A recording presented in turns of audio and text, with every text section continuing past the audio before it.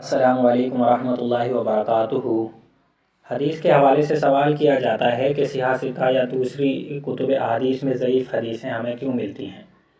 تو اس کے بہت سے جوابات اور وجوہات فقہائے محدثین کرام نے بیان کی ہیں۔ ان کو بیان کرنے سے پہلے ایک اصولی بات سمجھ لیجئے کہ جب کسی حدیث کے بارے میں کہہ دیا جاتا ہے کہ یہ ضعیف ہے، اس کا یہ مطلب نہیں ہوتا کہ نعوذ باللہ وہ حدیث جھوٹی ہے۔ یہ ہمارے ہاں ایک جو سوچ پروان چڑھ چکی ہے، اس کے پیچھے منکرین حدیث کی شرارتیں ہیں۔ تو اس حوالے سے ہمیں دوسرے لوگوں کی بھی ذہن سازی کرنا چاہیے کہ جب کسی حدیث کو ضعیف کہا جاتا ہے تو اس کا مطلب یہ نہیں ہوتا کہ وہ حدیث جھوٹی ہے، نعوذ باللہ۔ ضعیف حدیث کی تقریباً 50 کے قریب قسمیں بنتی ہیں۔ محدثین کا چونکہ کمال احتیاط تھا اور تحقیق کا معیار بہت بلند تھا، ان کے معیار کے مطابق اگر ایک راوی میں 1% کے 100ویں حصے میں بھی تھوڑا سا نقص نظر آتا تھا تو اس کو بھی وہ صحت کے درجے سے ضعف کی طرف منتقل کر دیتے تھے کہ یہ راوی معتبر نہیں ہے، یا سند میں کوئی انقطاع آ گیا یا کوئی علت اور شذوذ پایا گیا، تو یہ چھوٹی چھوٹی اس طرح کی چیزوں کی بنیاد پر بھی انہوں نے حدیث کو صحت کے درجے سے نیچے ضعف کے درجے میں منتقل کر دیا۔ یہ کمال احتیاط تھا۔ اگر حدیث ضعیف آج ہمیں ملتی ہے یا موضوع احادیث کا ہمیں پتہ ہے تو اس کے پیچھے تحقیق ہی تو کار فرما تھی۔ اگر تحقیق نہ کی جاتی تو کیسے پتہ چلتا یہ حدیث ضعیف تھی، کیسے پتہ چلتا یہ حدیث موضوع تھی؟ تو محدثین نے تحقیق اور تحقیق کا بہت بلند معیار اختیار فرمایا تھا، اسی لیے ہمیں ضعیف احادیث کا پتہ چلتا ہے۔ اس سے پریشان نہیں ہونا چاہیے کہ حدیثیں ضعیف ہیں اور نعوذ باللہ یہ تو پھر سرمایہ خلط ملط ہو گیا صحت اور ضعف کے درمیان، یہ بالکل غلط بات ہے۔ علامہ ابن الصلاح رحمۃ اللہ علیہ اپنی کتاب مقدمہ ابن الصلاح کے صفحہ نمبر 9 پر لکھتے ہیں کہ جب کہا جاتا ہے کہ انہ غیر صحیح، کہ یہ حدیث غیر صحیح ہے، فلیس ذالک قطعا بانہ کذب فی نفس الامر، تو اس کا یہ مطلب نہیں کہ نفس امر میں بھی وہ حدیث جھوٹی ہے۔ یہی بات علامہ جلال الدین سیوطی رحمۃ اللہ علیہ نے اپنی کتاب تدریب الراوی جلد 1 پیج نمبر 75-76 میں اس بات پر بحث کی ہے کہ جب کہا جاتا ہے کہ یہ حدیث غیر صحیح ہے تو فمعناہ لم یصح، اس کے صحیح نہ ہونے کا معنی یہ ہوتا ہے کہ اسنادہ علی الشرط المذکور لا انہ کذب فی نفس الامر، تو اس کا معنی یہ ہوتا ہے کہ اس کی سند شرط مذکور کے مطابق ٹھیک نہیں ہے۔ اس کا یہ مطلب نہیں کہ وہ حدیث نفس امر میں بھی جھوٹی ہے، نعوذ باللہ۔ اسی لیے ڈاکٹر حمید اللہ رحمۃ اللہ علیہ خطبات بہاولپور میں فرماتے ہیں کہ ہماری جو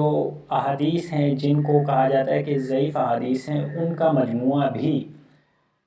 تورات اور انجیل جو موجودہ مجموعے یہودیوں اور عیسائیوں کے پاس موجود ہیں ان سے معتبر ہے۔ معتبر ہونے کی دلیل کیا ہے کہ ان کے پاس جو تورات موجود ہے اس کا پتہ نہیں کہ راوی کون تھے، کس بنیاد پر انہوں نے، کن ماخذ کی بنیاد پر اس کو دوبارہ سے جمع کیا، اور اناجیل جو ہیں کس بنیاد پر ان کو جمع کیا، جمع کرنے والے کون تھے، ان کے پاس ماخذ کیا تھے، اور کن ذرائع کی بنیاد پر انہیں پتہ چلا کہ یہ اصل انجیل ہے، اور کس زبان سے انہوں نے ترجمہ کیا، جو پہلا ترجمہ تھا وہ معتبر تھا یا نہیں تھا۔ ان کے پاس تحقیق و تفتیش کی کوئی معیار موجود نہیں تھا، جبکہ ہمارے پاس جو حدیث ضعیف کہی جاتی ہے اس میں بھی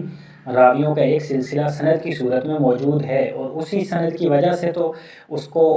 حکم لگایا گیا ہے۔ اس میں اگر وہ ضعف کا حکم لگا ہے تو تحقیق کا معیار تو دیکھیے مسلمانوں کا، محدثین کا، کہ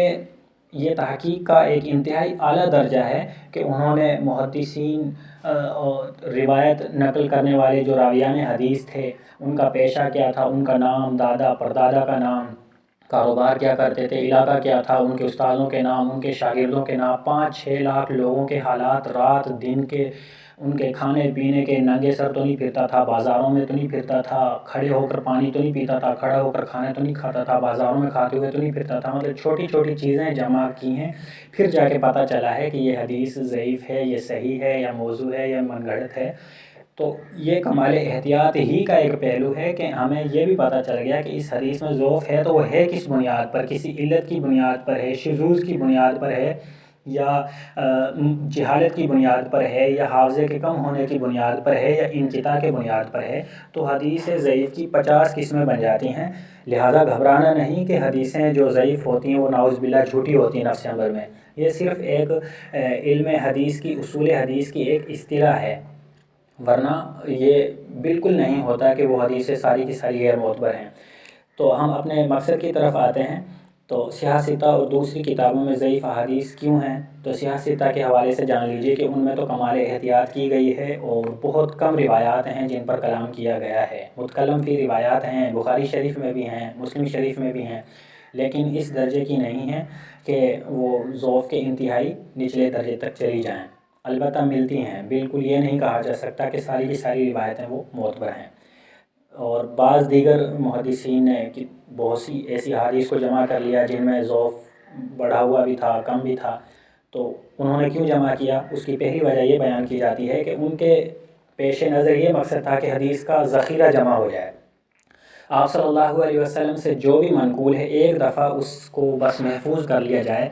بعد میں اس کی چھانٹ پھٹک کر لی جائے گی، کیونکہ جب محفوظ ہو جائے گا ذخیرہ، سند کے ساتھ محفوظ ہو جائے گا تو سند موجود ہوگی اور سند کو جرح و تعدیل کی بنیاد پر اس کی کسوٹی پر پرکھ کر تحقیق کرنا آسان ہو جائے گا۔ اور دوسری بات ان کے پیش نظر یہ تھی کہ آپ صلی اللہ علیہ وسلم کی زبان مبارک سے نکلا ہوا کوئی کلمہ، کوئی لفظ، کوئی جملہ جو آپ صلی اللہ علیہ وسلم کی ذات کی طرف منسوب ہے وہ ضائع نہ ہو جائے، گم نہ ہو جائے، اس کو ایک دفعہ جمع کر لیا جائے۔ ممکن ہے بعد میں کوئی اور سند یا کوئی اور روایت مل جائے جو اس کے لیے متابع یا شاہد بن جائے، اور کثرت طرق کی بنیاد پر بعد کے محدثین اس روایت کے صحیح اور غیر صحیح ہونے کا خود فیصلہ کر لیں۔ تیسری وجہ یہ بھی تھی کہ بلغوا عنی ولو آیا، یہ روایت ان محدثین کے پیش نظر تھی کہ ان کو جس طرح کی بھی روایات ملی انہوں نے اس روایت پر عمل کرتے ہوئے کہ بلغوا عنی ولو آیا، کہ میری طرف سے ایک آیت بھی، ایک ٹکڑا بھی تمہیں ملے تو اس کو آگے پہنچا دو۔ اس روایت پر عمل کرتے ہوئے محدثین نے ہر قسم کی روایات کو آگے پہنچانے کی غرض سے اپنی کتابوں میں درج کر لیا، اور مقصد یہ تھا کہ آگے آنے والے خود تحقیق کر لیں گے۔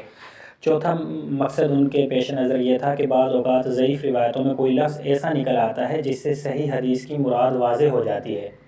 اور صحیح حدیث سے جو متعدد معنی کے احتمالات نکلتے ہیں وہ ضعیف حدیث کے کسی ایک لفظ سے وہ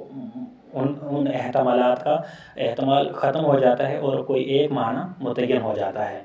اور پانچواں مقصد ان کے پیش نظر یہ تھا کہ بعض محدثین نے ان روایات کے درج کرنے میں اپنی عقل اور درایت کو دخل بالکل نہیں دیا، انہیں جیسی بھی روایات ملتی گئیں متعارض تھیں ان سب کو درج کر دیا۔ مقصد یہ تھا کہ بعد میں آنے والے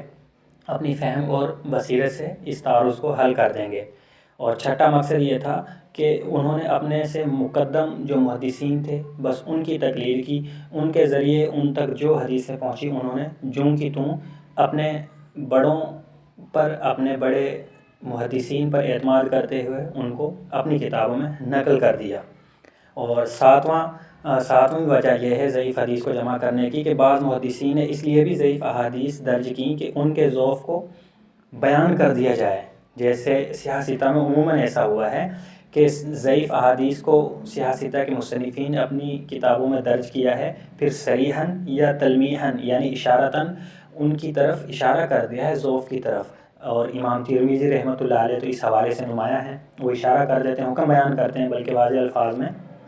تو ضعیف احادیث کو بیان کرنے کا مقصد بعض محدثین کا یہ بھی تھا کہ اس کو اپنی کتاب میں لکھوں اور پھر لوگوں کو بتا بھی دوں کہ یہ ضعیف ہے، تاکہ کسی اور ذریعے سے لوگوں کو اس حدیث کے بارے میں دھوکہ نہ دیا جائے۔ اور آٹھواں مقصد ان کے نزدیک یہ بھی تھا کہ بعض دفعہ کسی باب سے متعلق موجودہ احادیث کا حصر کرنا مقصود تھا۔ مثال کے طور پہ نماز کے بارے میں، نماز کی فضیلت کے بارے میں حدیثیں جمع کرنا ایک محدث کے پیش نظر تھا، تو انہیں جتنی بھی روایتیں اس حوالے سے ملی ان سب کو جمع کر دیا، حصر مقصود تھا، تاکہ جو صحیح روایات ہیں ان کی روشنی میں دوسری روایات کو بھی بعد والے خود پہچان لیں۔ اور 9ویں نمبر پر ایک مصلحت یہ بھی ان کے پیش نظر تھی کہ بعض ائمہ کی جو شروط تھیں حدیث کو لینے کی وہ دوسرے ائمہ کے مطابق معتبر نہیں تھیں، یعنی ایک امام نے اپنی شرط کے مطابق ایک حدیث لی، اس کی شرط کے مطابق، اس کے معیار اور پیمانے کے مطابق وہ حدیث بالکل درست تھی، وہ راوی ان کے نزدیک بالکل معتبر تھے، جبکہ بعد والے جو ناقدین تھے ان کے جو معیارات تھے سخت تھے، ان کے مطابق اس راوی میں کچھ ایسے ایسی عادات پائی گئیں جو اس راوی کو صحت کے درجے سے ضعف کے درجے میں لے آئیں، تو اس لیے بھی حدیثوں کو ضعیف کہہ دیا گیا، جبکہ اس مصنف کے نزدیک وہ حدیث صحیح تھی۔ تو یہ 9 وجوہات میں نے آپ حضرات کے سامنے عرض کر دیں کہ محدثین نے اپنی کتابوں میں ضعیف احادیث کو کیوں لکھا۔ اس لیے لکھا کہ تاکہ بعد میں آنے والے خود تحقیق کر لیں۔ اور 10ویں مصلحت یہ بھی تھی کہ جھوٹی، ضعیف، موضوع، من گھڑت ہر قسم کی مشہور روایات کو ایک دفعہ جمع کر دیا جائے، تاکہ بعد میں کسی اور آدمی کو نئے سرے سے جھوٹی اور ضعیف حدیث پیش کرنے کا موقع ہی